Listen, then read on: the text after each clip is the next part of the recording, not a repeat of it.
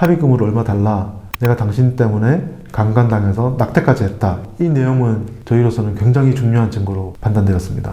의뢰인은 자기는 이미 10년 전에 정관 수술을 했기 때문에 누구를 임신시킬 수 있는 상태가 아니었기 때문입니다.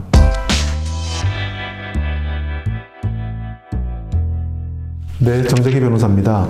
오늘은 주거침입 강간죄에 대해서 설명드리겠습니다. 주거침입 강간죄는 성폭력 범죄에 관한 특별법 제3조에 규정되어 있는 범죄입니다. 이 범죄는 주거침입을 한 사람이 강간죄나 중강간 또는 강제추행죄 등을 범한 사람에게 적용되는 법조입니다. 이 법조항에 따르면 주거침입 강간죄는 7년 이상의 유기징역 또는 무기징역에 처하도록 규정되어 있습니다. 굉장히 강력하게 규정되어 있기 때문에 성범죄자들 사이에서는 굉장한 악법이다 이렇게 주장하는 법조항 중에 하나이긴 하죠. 7년 이상의 유기징역이기 때문에 피해자와 합의해서 형량을 낮춘다 하더라도 7년의 절반인 3년 6개월 이하로는 선고를 할 수 없게 됩니다.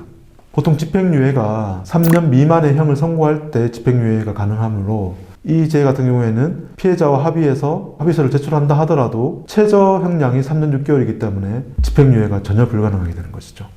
그래서 주거침입 강간죄를 범하고 피해자와 이제 합의를 한 사람들이 나는 이제 합의를 했기 때문에 집행유예를 풀려날 거야. 또는 현재 불구속된 상태라면 나는 나중에 집행유예 나올 거야. 이렇게 생각하는 사람이 꽤 많더라고요.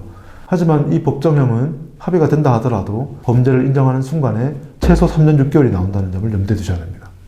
이제는 주거침입죄를 먼저 저지른 다음에 그 다음에 강간죄를 저지른 사람에게 적용하는 범죄입니다. 따라서 강간을 시도한 사람이 그 피해자를 끌고 가서 강간죄를 범했다. 이것은 주거침입죄 및 강간죄가 성립되는 것이고 주거침입 강간죄가 성립되지 않습니다.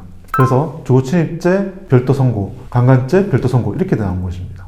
대법원 판례 중에는 화장실에 피해자가 있었고 성범죄자가 화장실에 피해자가 있는 것을 확인한 이후에 화장실 문을 뜯고 들어가서 강간한 사례가 있었는데 이것도 주거침입 강간죄를 인정한 사례가 있습니다.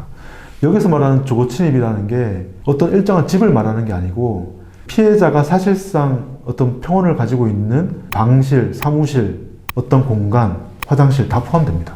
그래서 그런 사실상 평원을 해야 하는 자에게 적용하는 범죄이고 그 평온을 깨뜨리고 강간한 사람에게 더 강한 처벌을 하겠다는 게 취지입니다. 그런데 최근 특이한 판례가 서울 고등법원에서 나왔습니다. 피해자는 A동 아파트에 거주하는 사람이고 B동 옥상에 가기 위해서 B동으로 들어갔습니다. B동은 A동과 다른 별도의 경비초소와 별도의 관리사무실이 있는 임대아파트였습니다. 그래서 B동의 비상계단을 올라가고 있는 와중에 밖에서 피해자를 계속 지켜보고 있던 사람이 이 피해자를 따라서 B동 계단으로 같이 올라갔습니다. 그래서 B동의 비상계단에서 피해자를 강간한 사안이 있었습니다. 1심에서는 주거침입 강간죄가 맞다고 해서 형이 선고됐는데 2심은 서울고등법원이죠. 서울고등법원 달리 판단했습니다.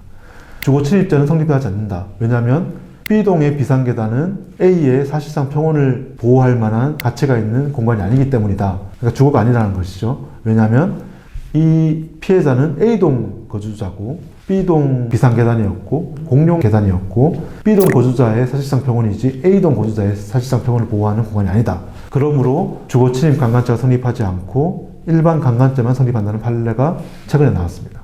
강간죄 형량은 주거침입보다 훨씬 낮습니다. 따라서 합의가 된다든지 다른 참작할 사유가 있으면 집행유예도 충분히 가능합니다. 다만 이 고등법원 최근 판례가 다소 의아한 것은 주점의 화장실에 들어가서 피해자를 강간한 수많은 대법원 판례에서 주거침입 강간죄를 인정했는데 단지 비상계단이라는 이유만으로 주거침입성을 부정한다는 것이 법리적으로 납득하기 힘들다는 점이 있습니다. 그래서 제가 볼 때는 대법원에서 다른 판단이 또 나오지 않을까 싶은 생각이 들기도 하지만 일단은 고등법원에서는 자기가 살고 있지 않은 아파트의 비상계단은 주거침입 강간죄, 주거침입이 아니다 이렇게 판시한 것을 기억해 두셨으면 합니다. 저 역시 최근 주거침입 강간죄에서 무혐의 결정을 받은 사례가 있습니다. 제 사례는 호텔 종업원과 손님 간에 있었던 일입니다. 제 의뢰인은 호텔 종업원이었고 피의자였습니다.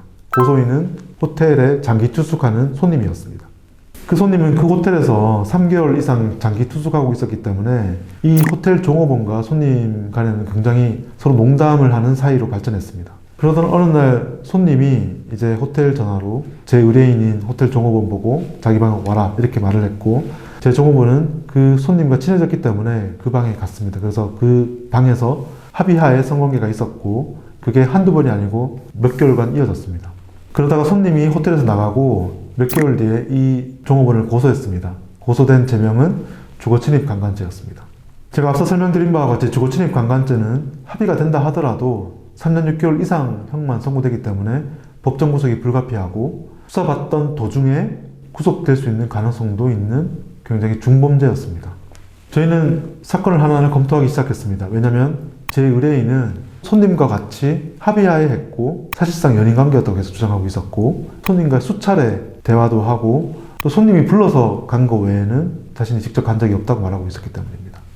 저희는 카카오톡, 텔레그램, 문자메시지, 통화 녹음까지 전부 다 증거를 수집했고 수집된 통화 녹음 중에는 고소된 이후에 손님이 저희 의뢰인에게 전화했던 내용도 있었습니다. 어떤 내용이냐면 합의금으로 얼마 달라, 내가 당신 때문에 강간당해서 낙태까지 했다, 이런 내용도 포함되어 있었습니다. 이 내용은 저희로서는 굉장히 중요한 증거로 판단되었습니다. 의뢰인은 자기는 이미 10년 전에 정관 수술을 했기 때문에 누구를 임신시킬 수 있는 상태가 아니었기 때문입니다. 그래서 진단서를 받고 서로 간의 대화에 대해서 저희가 증거로 만들어서 변호인 의견서로 몇 차례 검사와 경찰에게 모두 다 제출했습니다. 검사가 요구해서 거짓말 탐지기 조사도 했습니다.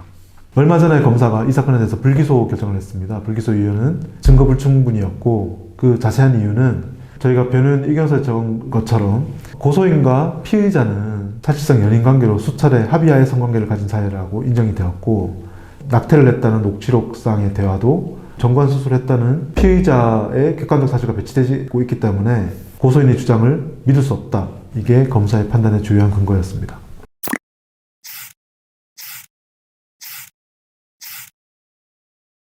주거침입 강간죄는 사건이 발생하면 법리적으로 잘 대응할 필요가 있습니다. 특히 당사자 사이에 있었던 일에 대해서 구체적으로 반박할 필요가 있습니다. 만약에 주거침입 강간을 한 기초적 사실관계가 맞다면 법리적으로 주거침입 강간죄가 성립하지 않고 주거침입 및 강간죄가 성립한다는 주장도 해볼 만합니다.